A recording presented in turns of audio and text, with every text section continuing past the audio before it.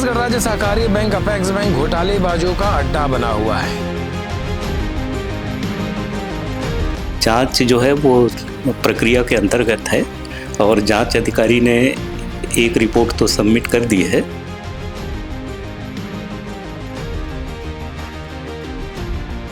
शिकायतकर्ता भारतीय जनता पार्टी के कार्यकर्ता और वरिष्ठ नेता हैं जो मौजूदा समय में सरकार में मंत्री हैं।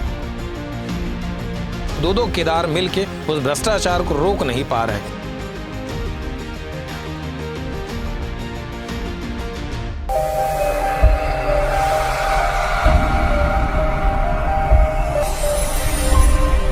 छत्तीसगढ़ राज्य सहकारी बैंक अपेक्स बैंक घोटालेबाजों का अड्डा बना हुआ है। यहाँ के जिम्मेदार अधिकारी गड़बड़ घोटाले करने वालों को संरक्षण दे रहे हैं, उनको प्रश्रय दे रहे हैं और बड़े बड़े बैंकों में सीईओ बनाकर उनको उपकृत किया जा रहा है। यह बात हम इसलिए कह रहे हैं क्योंकि जिस व्यक्तियों की शिकायत मंत्री, विधायक, सांसदों के द्वारा की जाती है उन पर कोई कार्यवाही नहीं की जाती। उल्टे ऐसे अधिकारियों को बड़ी बैंकों में सीईओ बनाकर उनको अबलाइज उपकृत किया जाता है। बात हो रही है जिला सहकारी बैंक दुर्ग की तत्कालीन सीईओ श्रीमती अपेक्षा व्यास की, जिन पर दुर्ग में सीईओ रहते लगभग 250 करोड़ के गबन घोटाले के खुले आरोप लगे। शिकायतकर्ता भारतीय जनता पार्टी के कार्यकर्ता और वरिष्ठ नेता हैं जो मौजूदा समय में सरकार में मंत्री हैं। उन लोगों ने शिकायत की थी और शिकायत में आज 1.5 सालों से जांच चल रही। जांच में आज भी पूरी नहीं हो पाई है। यूं कहा जाए कि जांच के नाम पर सिर्फ खानापूर्ति की जा रही। जब हमने बैंक के जिम्मेदार अधिकारियों से बात की, कोई भी इसमें कड़ी सही समय सीमा बताकर सही जानकारी देने की स्थिति में नहीं है। जांच अधिकारी ए.के. श्रीवास्तव हैं। जब हमने उनसे ऑन कैमरा बात करने की कोशिश की तो ए.के. श्रीवास्तव कैमरे से बचते रहे। उन्होंने यह तर्क दिया कि जल्द ही जांच पूरी हो जाएगी, उन पे अन्य भी ढेर सारी जिम्मेदारियां हैं, इसलिए जांच पूरी नहीं हो पा रही। जबकि यहाँ बैंक के अंदरूनी सूत्र ये बताते हैं कि अपेक्षा व्यास अपनी जांच को जानबूझकर पेंडिंग कराने में, डिले कराने में लगी हुई है। सही समय पे जांच ना हो और उनकी कुर्सी सुरक्षित रह जाए, और इस काम में जांच अधिकारी ए.के. श्रीवास्तव सीधे तौर पे मदद कर रहे हैं। यहाँ यह बताना जरूरी हो जाता है कि ए.के. श्रीवास्तव का अगले 1 महीने के बाद जनवरी 2026 में वो रिटायरमेंट हो जाएंगे। समझिए फिर वो क्या रिपोर्ट देंगे।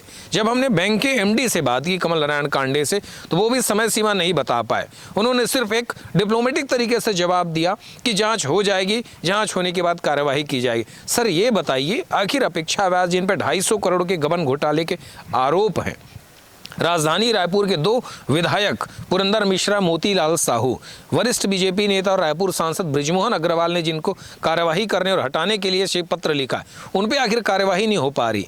आखिर ऐसी कौन सी मजबूरियां हैं जो जिम्मेदार अधिकारी कार्यवाही नहीं कर पा रहे हैं और सिर्फ अपना कलम बचाने में लगे हुए हैं? क्या अपेक्षा व्यास घोटालेबाजी से अर्जित की गई रकम को क्या उनका हिस्सा देती है? क्या अपेक्स बैंक के अधिकारी भी उस घोटालेबाजी में हिस्सेदार बन गए हैं जो कार्यवाही नहीं कर पा रहे हैं? आखिर ऐसी कौन सी मजबूरियां होंगी? जब हमने अपेक्स बैंक के एमडी कमल नारायण कांडे से बात की, उन्होंने जो कहा वो आप सुनिए। हाँ, उसकी जांच जो है वो प्रक्रिया के अंतर्गत है और जांच अधिकारी ने एक रिपोर्ट तो सबमिट कर दी है और बाकी शीघ्र उसको प्रस्तुत करने के निर्देश जांच अधिकारी को दिए हैं। अच्छा सर, ये 2 सालों से जांच चल रही, कोई समय सीमा निर्धारित है क्या? क्योंकि बहुत फजीहत हो रही बैंक की। बैंक ने जो है वो प्रबंधन ने कहा है कि शीघ्र से शीघ्र उसका जांच रिपोर्ट प्रस्तुत करें ताकि जो है वो प्रबंधन इसके बारे में उचित निर्णय लेके कार्यवाही कर सकें। भारत सरकार अंतर्राष्ट्रीय सहकारिता वर्ष मना रही है। अगस्त में आए हुए केंद्रीय सहकारिता मंत्री अमित भाई शाह ने भी इस बात को स्पष्ट किया था कि सहकारिता के क्षेत्र में नए इन्वेशन करने, नए काम करने हैं और घोटालेबाजों को तत्काल कड़ी कार्यवाही करनी है, जीरो टॉलरेंस की नीति अपनाई जाए। पर छत्तीसगढ़ सहकारिता विभाग में ऐसा होता नहीं दिख रहा। छत्तीसगढ़ सहकारिता विभाग और अपेक्स बैंक में 2 केदार हैं। सहकारिता मंत्री केदार कश्यप और अपेक्स बैंक के चेयरमैन केदार गुप्ता हैं। उसके बाद भी सहकारिता विभाग भ्रष्टाचार से मुक्त नहीं हो पा रहा और यहाँ के अधिकारी भ्रष्टाचार रूपी जहर को सेवन कर रहे हैं और उसके बाद भी 2 केदार मिलके उस भ्रष्टाचार को रोक नहीं पा रहे हैं। आखिर उनके ऐसी क्या मजबूरियां हैं? इस खबर पर हम बाद में सहकारिता मंत्री और अपेक्स बैंक के जो एमडी हैं उनसे भी जवाब लेने की कोशिश करेंगे।